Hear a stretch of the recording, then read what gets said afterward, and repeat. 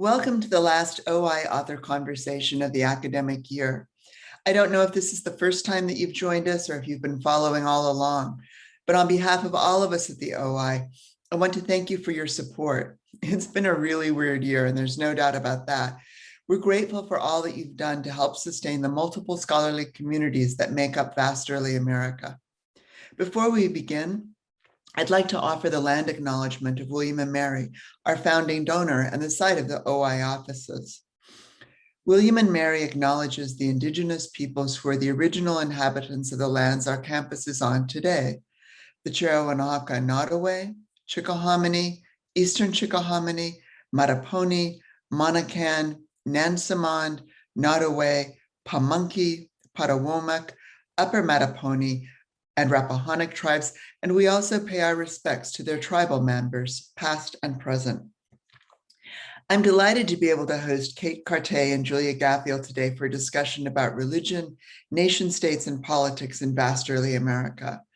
When we think about religion in the age of revolution, we very often frame our discussion in terms of the way that political upheavals shape religious faith and practice. Seen this way, religion figures as a barometer of political and social change. It isn't a player, it simply reflects those changes.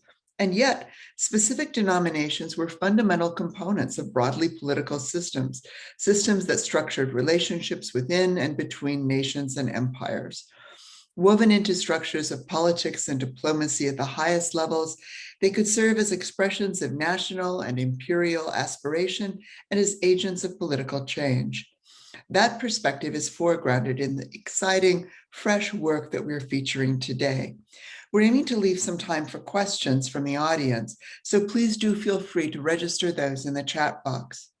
And now let me introduce our speakers. Catherine Carté is Associate Professor of History at Southern Methodist University. Her first and prize-winning book was published in 2009. More immediately, of course, she's the brand new author of Religion and the American Revolution, an Imperial History, which situates British Protestantism as part of a complex transatlantic system that bound religion to imperial politics until it was ruptured by the War for American Independence. Early reviewers for the book have praised it as a scholarly landmark, as a striking and fresh interpretation. And I'm honored to say that that book came out just a month ago, really, with the OI. Julia Gaffield is Associate Professor of History at Georgia State. She's probably best known to you as the prize-winning author of Haitian Connections in the Atlantic World, published in 2015. Julia is currently writing two books. One, a biography of Jean-Jacques Dessalines, is under contract with Yale. But the other one, and the one that I think you should really care about, is provisionally entitled The Abandoned Faithful: Sovereignty, Diplomacy, and Religious Jurisdiction After the Haitian Revolution, a book that examines Haiti's efforts to leverage its diplomatic relationship with the Catholic Church in order to secure a place among the 19th century's family of nations. That book is under advanced contract with the Omohundro Institute, and we're looking forward to seeing that published in the next few years. I want to begin talking a little bit about my own experiences as an editor. As somebody who edits a book series now, and before that a journal, I can say with confidence that the age of revolution is a subject of perennial interest. You cannot swing a cat and not hit a book, a film, an article, a movie, a musical about the age of revolution, about all of those conflicts that transformed the Atlantic world. And yet, when you think about how the age of revolution and how particular revolutions are figured in these multiple media, religion is very often pushed to the background. Sometimes it's left out altogether. I remember when Josh Piker and I were putting together the joint issue of the William and Mary Quarterly and the Journal of the Early American Republic, writing to and from the Revolution, and we workshopped those essays. Alan Taylor wrote a lovely comment on that, and he came to the workshop. And one of the questions that he raised in the free-for-all discussion was the fact that none of our essays dealt with religion. And we explained to him that that wasn't us. That was because nobody had sent us anything about religion and the American Revolution. Obviously, that sort of that sort of myopia is something that you're both keen to change. And I'd like you to begin by telling us about how you each see religion shaping the war for independence or the Haitian Revolution and everything that happens in the aftermath of those conflicts. Kate, do you want to begin? Sure. And thank you for putting this event together. This is fantastic, and that's a fantastic question to start with. I think that invisibility of religion in the way that we're understanding the American Revolution isn't unique to just the form that you were talking about. I've heard similar reports in other contexts, and I think it comes from sort of limitations in the way we've thought of the relationship between religion and the American Revolution in particular. If we have tended to think of religion as something that is primarily theological and something that influences the choices of people to side with the United States or to not side with the United States, and I think that's the way it's traditionally been framed, as kind of a subset of ideology. Then as we've moved into understandings of the American Revolution that are sort of more broadly structural, that are concerned with the big processes of empire, things like enslavement and the appropriation of native lands and Atlantic economic systems, the place for that kind of theology sort of diminished. So I think to pull religion back in there, we have to be willing to look at it in ways that are more flexible and that reflect that kind of broad imperial structure that existed at the beginning. And that's ultimately what I tried to do here in this project. I would say in the Haitian case,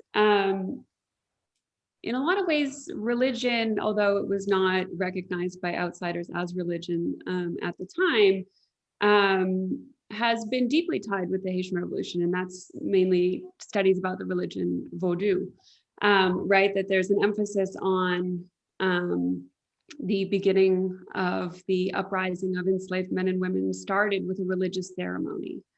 That is not what I'm studying. And so typically in terms of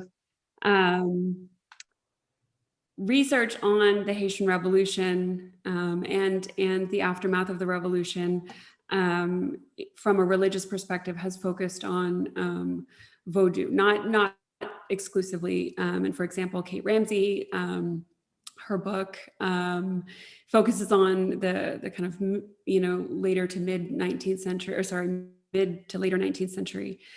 I was really interested in how Catholicism, which is kind of often framed as not revolutionary, a legacy of colonialism, served the goals of the revolution in the 19th century, both because it had to, because it was a recognizable language in international diplomacy, and also how it served the goals of the Haitian state. And it's not to say that these were less revolutionary, more revolutionary. I'm not kind of interested in making those judgments, but how a religion that has been framed as being part of the imperial colonial structure then serves the independent state. And so it's less, in the Haitian case, it's less about religion not being part of the historical narrative, but it's certain religions not being part of that narrative quite as much, if that makes sense. You've written and you've published a bit about this, but for those in the audience who may not have read your article in the American Historical Review, where you talk a little bit about this process, can you just give a snippet on how exactly Catholicism becomes useful to the Haitian Independence Project? Because for a lot of people, that sounds like it shouldn't be that way. And in some ways, I'll go back to how I came to the project to explain it. When I was writing my first book, I was really interested in international recognition of Haitian independence. And typically, historians would give like a series of dates of when different polities recognized Haitian independence. And one of those was the Catholic Church, and not until 1960, or sorry, 1860, what century am I? 1860. And, you know, this is almost 6 decades after independence. And yet, a lot of my earlier work had focused on Haitian constitutions, and almost all of those constitutions repeated that Haiti was a Catholic country. So then I started wondering, how does Haiti function as a Catholic country without recognition from the Holy See? And so what kind of unraveled for me was this very complicated story of the Haitian state trying to maintain sovereignty while also getting recognition from one of the most important outside political entities in the 19th century. And this was absolutely necessary for them because of the discourse of civilization. And so they needed to be considered Catholic or Christian to be recognized as an independent nation. And so it was so much more than just local practices, local institutions. It was a global story about nationhood in the 19th century. And so as I pulled all these different threads, kind of the story got bigger and bigger. That's fascinating. Kate, I want to circle back to something that you said and get you to expand a little bit about, on the work that you've done in religion and the American Revolution and imperial history. And you talk about the need for an approach that is more flexible, that looks at institutions and systems and how they work together. And there's a metaphor that structures your book. You talk about scaffolding. And I think when I read that, when I read your discussion of scaffolding, that was when I really got what you were doing in the book. That was the moment that it clicked for me, when I finally understood what this project was about.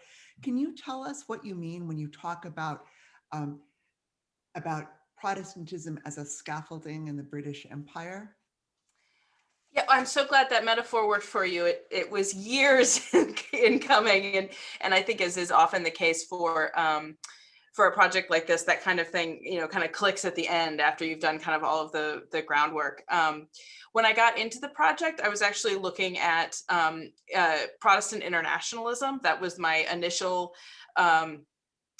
goal, and I wanted to look at international Protestantism, including lots of Germans and people who were Protestant but were not within the revolutionary fight, and sort of track them through the American Revolution. And in my efforts to try to figure out these kind of contrary impulses between religious community, Christian unity, and then on the other hand, the very real issues of who talks to whom, right? And at the core of this project was an effort to find as many as I possibly could of the correspondence that remains among religious leaders from the period from 1763 to 1792. So what were they writing to each other across the Atlantic as they went through this conflict? And who writes to whom is a core question there. And the politics kept reinserting themselves. So I kept struggling against this kind of squishy language of Christian unity on the one hand, and on the other hand, this very real fact that political structures were defining very much who was acting. So they're talking about Christian unity, but they're only talking to basically other Brits, with a few sort of significant exceptions. So scaffolding was a way to kind of pull these things together, to talk about the ways that the British Empire, in religious terms, functions in parallel, right? So the pillars of the scaffold are these different establishments in the different parts of the British Empire. So we have a Presbyterian church in Scotland, we have an Anglican church in England, we have all these different colonial establishments, including Congregationalists. So we have these sort of parallel systems of establishment that kind of work together. And then we have these communities that connect them. And those are the planks around the scaffold. And together, those kind of construct a political edifice in many ways of Protestant institutions that match the empire. Where the empire goes, that scaffolding goes too, that it's dependent on it, right? Very much dependent on it. And so when they're having these conversations about Christian unity, they're doing it within that political framework, which I think oftentimes they weren't even themselves conscious of. They weren't, they were certainly at times of war and things like that, but in other ways they were less conscious of it. They could imagine themselves as universal. And in some ways here, I want to kind of make a distinction between what Julie is talking about, where, so for these Protestant leaders who are working with a Protestant state, they imagine themselves in universal terms effortlessly, right? They, of course, they speak for all Christians and really all of humanity, because anybody who isn't a Protestant Christian just hasn't gotten there yet. And so they're able to make the relationships between religion and state sort of invisible for them, particularly at moments of crisis. And that's and I think that's sort of the opposite of what you're talking about, Julia, where there's this very sort of conscious effort to acknowledge and harness those potentials. I see what you're saying. However, I am going to take your scaffolding metaphor as I continue to write this book. And I think, as you just said, right, that it's the combination of these institutions, but also these individuals are so important. And right from the beginning of your book, the individual is so important. And this was something that I learned along the way as well in doing the research. It matters who is writing to whom, but also like in what capacity they're writing, under what title they're writing, and all the baggage that comes with those things. And so it is this, right, and you have some characters that are in multiple positions or can kind of speak in multiple communities. And so while the scaffolding, I guess, might be more, I don't know what the way to expand the metaphor is. It's different, but there are a lot of parallels, and the way you talk about the confluence of institutions and individuals and communities is super helpful for thinking about this kind of very different and very similar context at the same time, and different geographies and different scales. But I also love it. And I'm so glad that you came up with it. I'm glad the pain was worth it. Hop in there and follow up on something that Kate said. And it may just be, you can feel free to tell me that I'm wrong, Kate, and I'll just go back and reread the book. But when you talked about sort of the Protestant universalism and the ways in which these different individuals and communities who form the scaffolding that bind this empire together, and you mentioned a moment ago that for them, the universalism was so powerful that the politics are not, they're not even conscious of it, right? It's so baked in that it's not super visible, vis-a-vis what Julia is working on, where these Haitians are insisting that the Catholic Church recognize them in a certain way. By the end of your book, in the aftermath of the revolution, have those political structures, do you think, become more visible to the folks who you're writing about? Does that make sense as a question? Absolutely. Absolutely. Yes. And so when I was talking about that sort of those deep connections, that's really in the late colonial period. And the exception to it is, of course, that they are very committed to the British Empire, to Protestantism, and to an anti-Catholic agenda. So those politics were always very explicit, the anti-Catholicism and the connection between the British Empire and Protestantism. And I think what happens over the course of the American Revolution is that the people who are leading religious institutions are forced to think through all of the specifics of the connections and what exactly should be maintained, what kind of religious community should be maintained, and what should be confined by newer political systems systems, and political leaders as well. So during 1774 and 1775 in particular, when it's so important to leaders in the Continental Congress, First and Second Continental Congresses, that they are able to unify people, they seize on to those tools of public religion that had been built up through the colonial period, and they employ them aggressively to bring people onto their side. Later on, they're less able to do that, or they're less willing to do that. And religious leaders also are not comfortable with the kind of national unity that would be required. They can't reconstruct the sort of collection of denominations that the British Empire had had. So in the post-revolutionary period, they religious leaders and political leaders alike kind of accept this separation, accept disestablishment in various forms.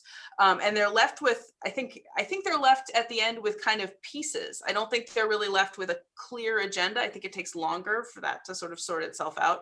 They're left with kind of pieces that they want to have, virtuous men in office, but they don't want to have tests for religious office. And there's a huge contrast between the Glorious Revolution and the insistence on a Protestant prince for a popish, for a Protestant people, and then the absence of religious tests in the Constitution almost exactly a century later.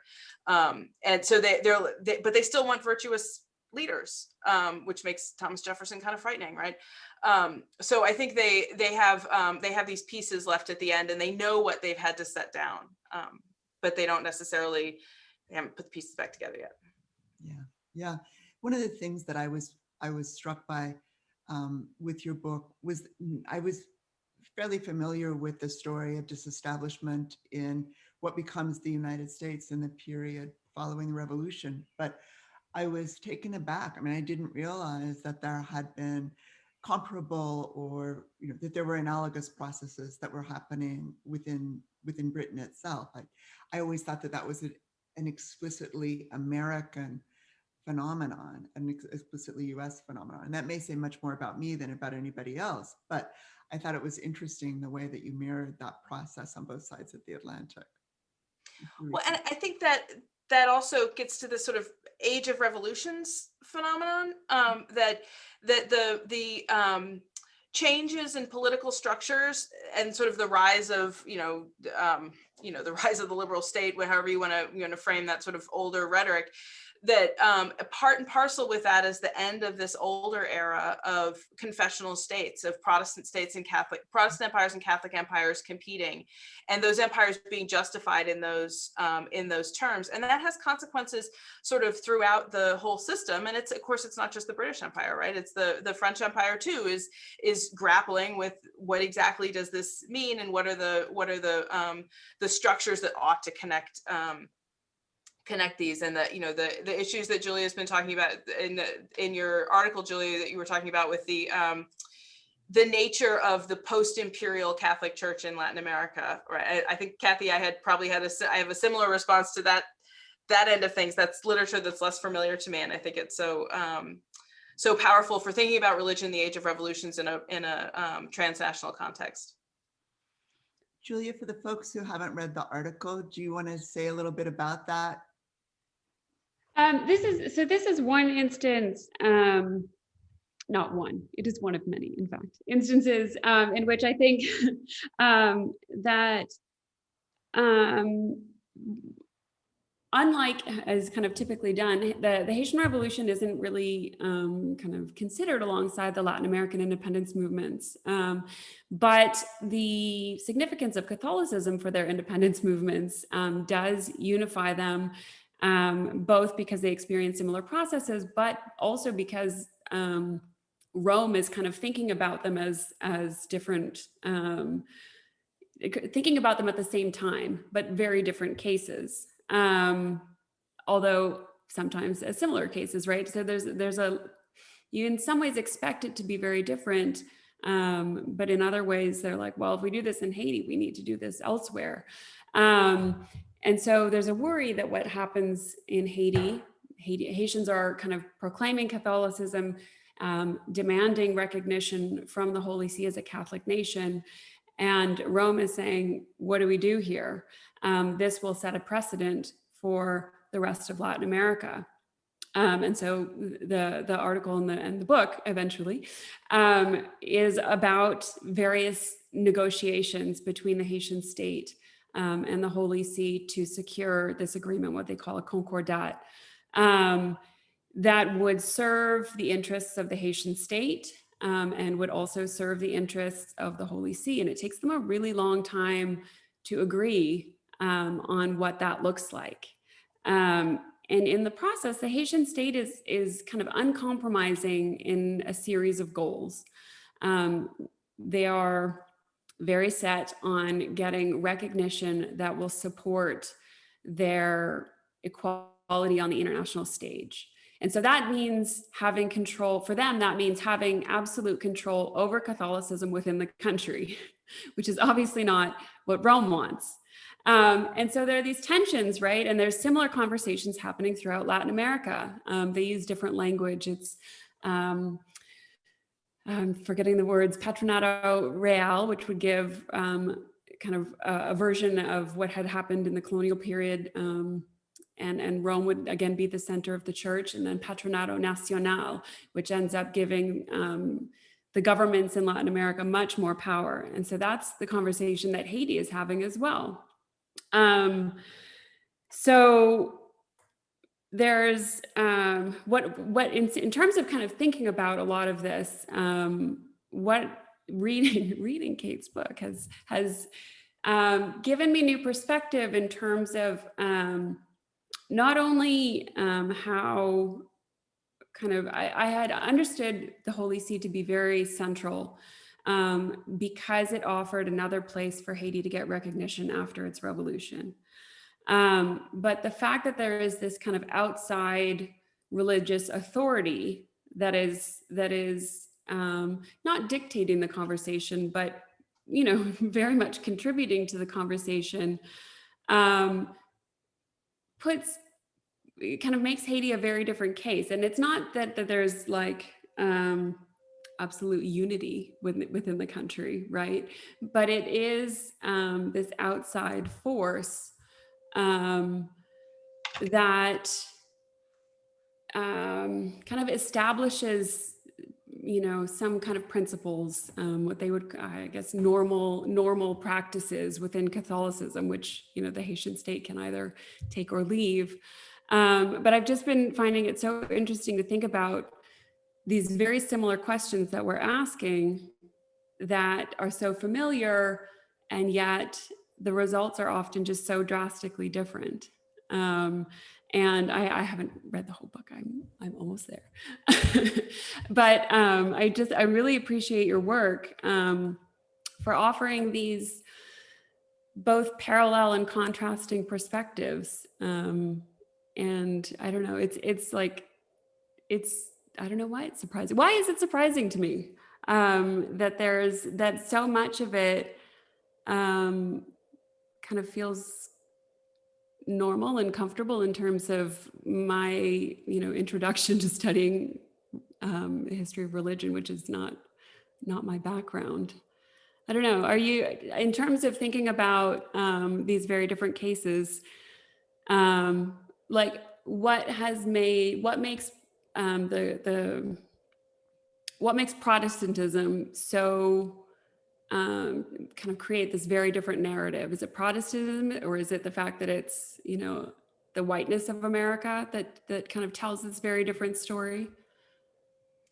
Do you mean for the contrast between the Haitian example and the US example? Yeah, just in terms of how nationhood and religion end up kind of getting conceptualized in a revolution, and how the kind of explicitness of religion in the Haitian context is absolutely necessary for certain reasons, and it's not in the case of the U.S. Or it is, but in kind of less institutionalized ways.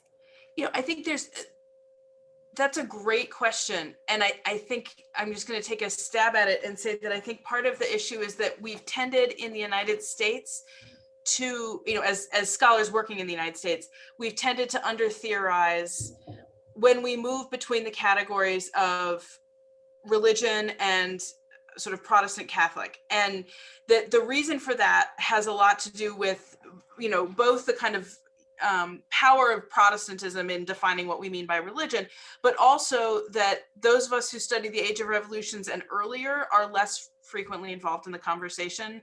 And the people who study the present are more likely to be sort of defining those terms. And so what I mean by that is that a lot of how we discuss religion, and particularly religious diversity in the United States, gives us this capacity to put all of the different religious groups, first of all, to call them all religious groups, and then secondly, to identify them, and then to put them on an even playing field. So we would assume Protestants and Catholics would have sort of parallel experiences, and then we'd extrapolate and we'd say, well, Protestants did it this way, and Jews did it this way, and Catholics did it this way, and here's how voodoo works in there and kind of complicates the story a little bit. But we're still working within those essentially Protestant categories. Mm-hmm. But that's a really challenging fact to take back into the period before the Age of Revolutions. That's a challenging construct, I think, to take back, because the different political structures between Protestantism, which is inherently always linked to states, and Catholicism, which is sometimes linked to states, but also has this outside power of the Catholic, of the, the Holy See, and that institution of the papacy continues through that, right? Those are really more significant differences that kind of don't fit into our definitions. Does that partly work? I feel this kind of the other piece of this is the capacity that what Protestants do in the case of the United States, which is to, and this is the work of people like Tracy Fessenden, right? They take the structures of Protestantism and make them invisible in other institutions, in liberalism, in education, and things like that. So Protestantism itself becomes kind of ubiquitous and the groundwork for the nation state without people's, while we embrace religious liberty, right? So that 19th century contrast, I think, is kind of a hangover. Yeah, and in some ways, the way you're helping me think about this is that, right? I mean, there were Protestants in Haiti at this time. There were plenty of Protestant missionaries in Haiti at this time, and so right, thinking about why Catholicism, why not some other form of Christianity? There's an understanding in kind of the hierarchy of the Atlantic world that even though there isn't the kind of same state level support for religion, that the US is a Christian nation, and they don't need the Holy See to give them the stamp of approval to be recognized as a Christian nation, whereas Haiti, as a Black state in the 19th century, needs that outside stamp of approval. And so their options in terms of what religion looks like are severely limited by the racism of the world that they live in. And you've kind of helped me think through articulating some, like how this kind of very explicit articulation is absolutely necessary in this specific case, and showing the ways that it's not, very specifically in the kind of the other example that was available at the time, whereas it's like, oh yeah, of course the US, they're Christian, even though they're not claiming like we are a Christian nation. They are, but yeah. That one of the things that surprised me, and I don't know that this is as much in the book as it ended up in some other places, but and this is stuff I've learned from people like Becky Getz and Emily Conroy-Krutz, who I see here, the need for white Protestants to keep people of color on the edge of Christianity is so powerful. And certainly in the 18th century, when the justification for empire, one of the main justifications for empire is its capacity to bring Christianity to peoples who don't have it. And that's what explains why it's okay to appropriate all of this land and enslave people. And so if you have moral concerns about this, your religious leaders will tell you that there's this missionary project that you can do. But if those people actually become, Catherine Gabner's work too, if those people actually convert, right? If they become Christian, they undermine that logic. And so this need to have a racial justification for keeping the objects of empire on the outside of legitimate religion is so palpable. And it just kind of, it's this sort of hangover that's structuring everything. And I kept getting this sense of the I call them my guys, these people I'm writing about, my guys, saying, don't look over here. Yes, we know there's empire going on over here and it's hurting people, but it's okay, right? They are they're the people who are performing the sleight of hand for those who might have been anxious about the rightness of what they were looking at. And maybe so that's kind of an earlier piece maybe of what you're talking about there, of this, and then the Haitians have to fight so hard back against that, right? All of that work done to keep them inevitably on the periphery of true religion, right? And that's what does so much work to in right, like after the end of empire, and in kind of not end in quotation marks. So right, like this is in the era of nation states, this remains in kind of changing ways. Obviously nothing is ever exactly the same. But I like your phrasing, keeping people of color on the edge of Christianity, right? And then that translates to inequality among nation states, right? This kind of one of the strongest imperial legacies is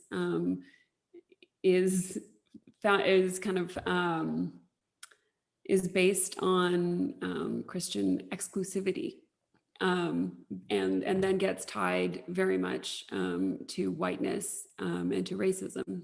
Mm-hmm. And continues on, right? I'm thinking about the struggles that the United Methodist Church has been going through in the last decade, and the Anglican Church too, the Anglican Communion, right? The who legitimately gets to speak for what in theory is a global Christian system. And Protestants and Catholics have very different institutional structures available to them to have those conversations. Certainly the Catholic structure isn't unproblematic, but it is much clearer.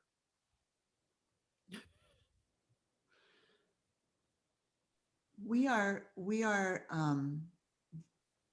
off to the races. This has been amazing. And I'm watching the clock because that is my job. I want to make sure that we have time for questions, and I'm going to invite everybody now, please, who is in the audience. Julia and Kate have given us an awful lot to think about. Put your questions in the chat and we'll get to them in a moment.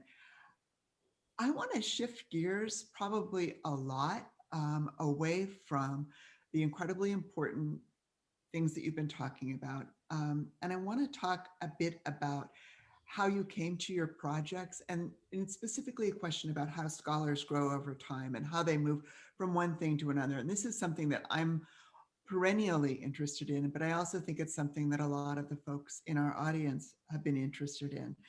How do you learn new things? We go to graduate school to learn to do one thing. We become very good at it, and we do that thing. And then there has to be a something after that. Julia, you mentioned at the outset that you were a scholar of the Haitian Revolution who was interested in politics and Haitian recognition and diplomacy. And then, fast forward X years and you're in the Vatican doing research in Catholic archives. Kate, you trained as a scholar of religion, but your first book was on Moravians. Now you've written an enormous book on Anglophone Protestantism and the American Revolution, with implications that are going to be incredibly important for American political historians and scholars of the Revolution. And how did you navigate those changes? And what kinds of advice do you have for folks out there who may be wanting to make similar kinds of moves themselves? What would you tell somebody who was looking at really shifting gears based on your own experiences? I'll go ahead since I already talked a little bit about it. Um, in some ways, the project is in so many ways, a totally different vocabulary and language and series of archives. And learning how to get into those archives, how to talk about the people who are in who are writing the documents in those archives, what their different titles mean, how the Catholic Church divides up its jurisdictions. It was all really, really hard. And I like fumbled my way through for a lot of it. Not always gracefully, not always happily. But eventually a picture starts to emerge. And so while I guess, changing trajectories does seem daunting, eventually things will become familiar, right? And this is the book that I'm writing is still very much a story about international diplomacy. I'm not leaving diplomatic history altogether. Why would anyone want to? But so you end up kind of finding your comfort zone in what's new. And in terms of going to new archives, I mean, can you imagine anything better? Like this is this is where that's what I live for, is walking up to a new archive, because anything is possible.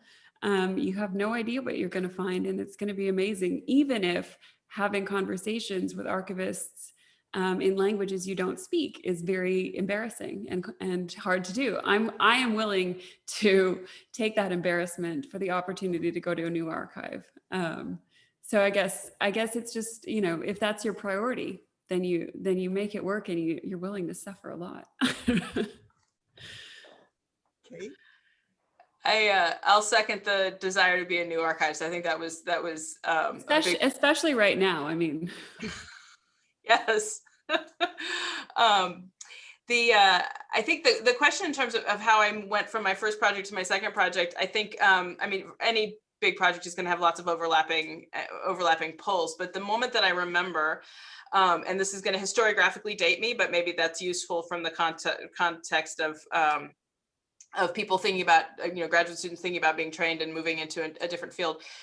So when I first started thinking about this was right kind of in the waning days of kind of the postmodernist, everything is fluid, everything is constructed version of life.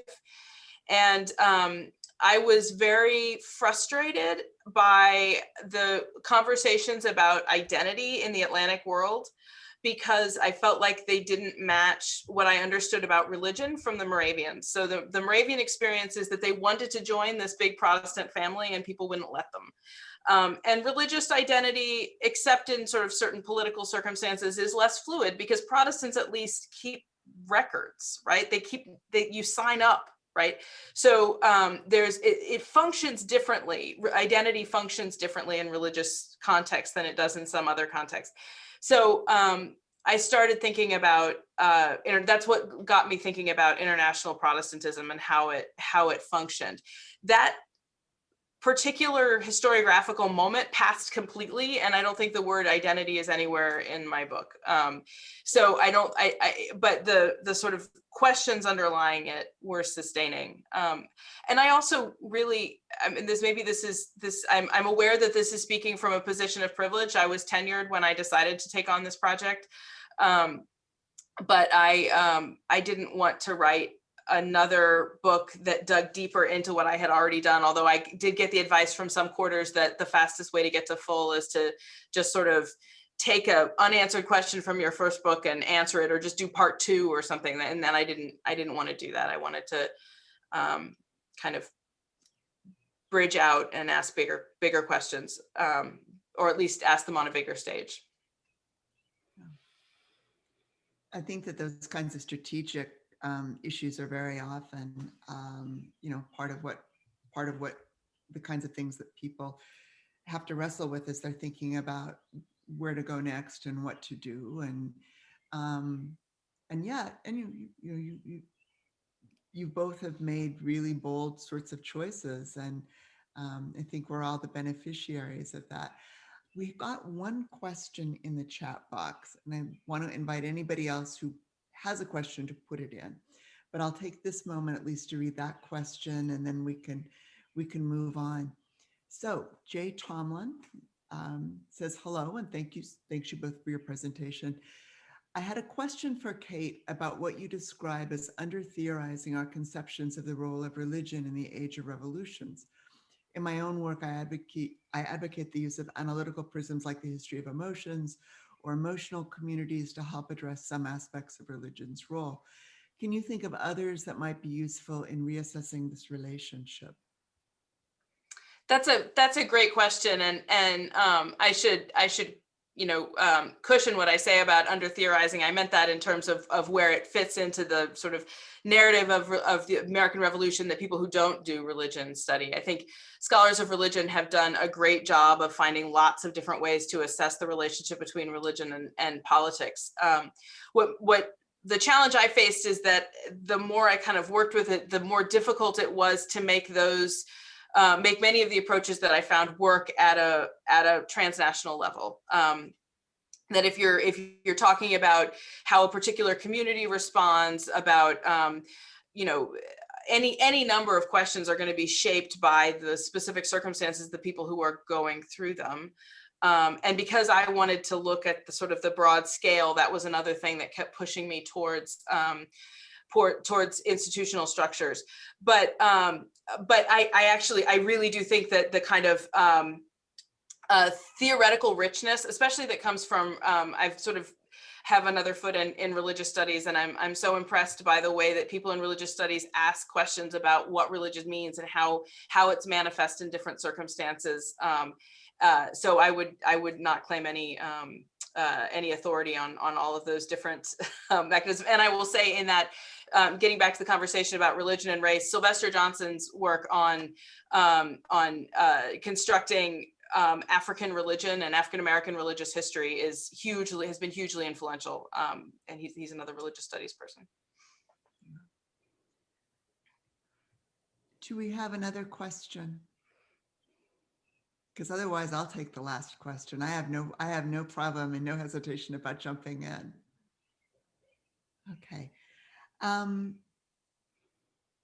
If you had to sum up what it is that you're doing in Kate in your book, Julia in your book in process, about how this bit of work that you're doing changes our understanding of vast early America, and what the big payoff is for someone who's either listening today, but who's going to read your book. Why does your project change how we think of vast early America? I can answer that question for both projects, but I'm interested in hearing it in your words. I'm so interested in hearing it in your words. Kate, you go first. So I think I would say there are two. I think one is the importance of looking at religion in structural, chronological ways, and seeing the American Revolution as an event that these communities lived through that changed over the course of its history. It's different to think about pushing against the empire than it is to think about constructing a state. I think that's one piece. The other takeaway that I hope that the book has sort of at the end, by the time we get to the end of the story, is some sort of understanding about how we get to what I think is the most foundational fact about religious life in the United States, which is that we have inherited both a substantial body of thought and group of people who believe that we need a Christian nation, that we were founded as a Christian nation, and that liberty is essentially linked to Protestantism, or at the very least to faith. And on the other hand, we have a system of structures that do not support that in the ways that had existed before. And so that conflict that we still see, that I see in my local school board race that just concluded, that conflict is built into who we are as a nation, to what the United States is. So rather than trying to come down on one side or the other, I was trying to explain why we end up with the configuration of problems that we have. Julia? along a similar line, thinking about geography and chronology, at a very kind of a basic level, that vast early America is not just what was the United States in the late 18th and early 19th century, right? That it is necessary to include other nations, other colonies, and to think about a bit of a longer time period, because the way kind of they establish statehood or don't kind of plays out over a lot of the 19th century. And even the late 19th century is kind of out of my comfort zone, speaking of comfort zones. And it's, sorry, there was one other thing that I wanted to add to that. Because thinking about these places in comparison and conversation kind of makes us reevaluate kind of all of the arguments that we're making about the one specific place. And I think kind of more broadly for whatever our field, I think it encourages us to think about the Atlantic world as a field differently, because there are debates about when we should stop thinking about the Atlantic world, but this kind of vast early America approach highlights the absolute need to continue that framework throughout the 19th century. I'm sure we can continue beyond the 19th century for other reasons, but they're not happening in isolation. These conversations aren't happening in isolation. People are moving between, literature is moving between, and so it is this very tightly bound community that has many different trajectories, but that doesn't mean that they're not kind of taking those paths in conversation with the other regions. Yeah, I think that that's absolutely true. I mean, I remember when you and I were in very early conversations about the book that will become The Abandoned Faithful, and I edited an extraordinarily prestigious book series that some people say ends its chronology in 1815, and anything past 1817 is completely beyond the pale. And you made an extraordinarily compelling case that we can't understand the 18th century fully until we see how some of the end game plays out in the 19th century. And I found that to be incredibly compelling. Your project, Julia, and also your project, Kate, make such an important case for extending our geographical scope. Kate's book is truly transatlantic. Julia's book is bouncing around between Haiti and Rome, right? I mean, these are not books that are narrowly confined in any way, intellectually, theoretically, chronologically, geographically. They're really vast, and I'm so delighted that you were able to join us today and to engage with our audience and really to engage with each other. I've been doing a number of these. I've never seen two scholars engage with each other the way that you did. Did you know each other before you got here today? We've met once or twice before. Yeah. It was terrific. Thank you so much for coming and sharing with us. And yeah, buy their books. Thank you all so much. Bye-bye. Thank you. Thank you, Julia. Thank you, Kathy.